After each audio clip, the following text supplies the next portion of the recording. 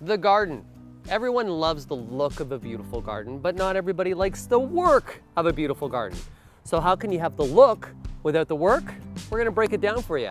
First step is really to focus on the foundation. I call the foundation of any garden is good soil. And making good soil is about mending that soil that you have. So if you have sandy soil, you need to improve it, and or just poor soil quality like clay.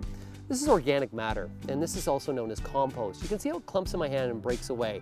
That's a perfect combined mix. This is rich in organic matter, and meaning it's full of nutrients. So that also means I don't need to fertilize. Next step, it's all about plant selection and looking for plants that make life easy on you. Let's talk about those you don't have to water as often, and it's this one here, drought tolerance. A good indicator of a plant with drought tolerance is that gray to silver foliage. It reflects the light. This one here lands here as well, nice and felty. Now, another plant that will be drought tolerant are those succulent. This is Stonecrop. This one here, you can see it's a succulent, almost looks like the cactus family, and in full sun, a perfect ground cover. Another one that's so easy, a classic, a favorite, Hens and Chicks. So easy that I could even take little pieces of this guy off, just stick it in the ground, and they'll grow and hardly needs any water. Now, you got your creeping thymes that are nice to walk on. They add a little bit of color, fragrance at that same time. And then there's a classic, a favorite annual plant.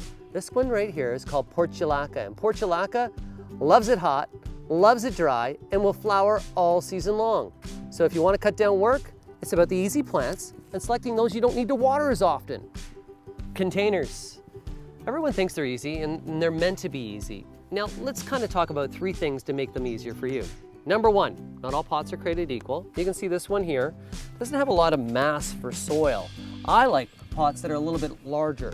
The more soil, the longer they're gonna last without watering, in between waterings, a little bit more forgiving.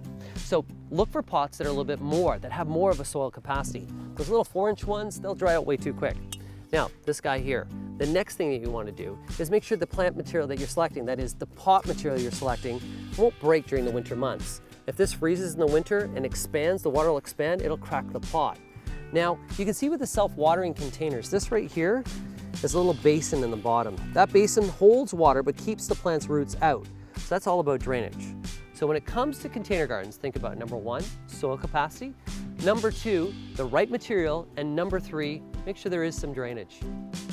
And finally, let's talk about mulch. We have black mulch here, native mulch right there. It smells so good. So this here is gardening gold. It reduces watering, it reduces weeding, and by putting mulch into the garden, over time, it breaks down, adding back organic matter into the soil. So think about it, better soil, less weeding, less watering. Mulch, that is gold. So there are some ways to make gardening easier.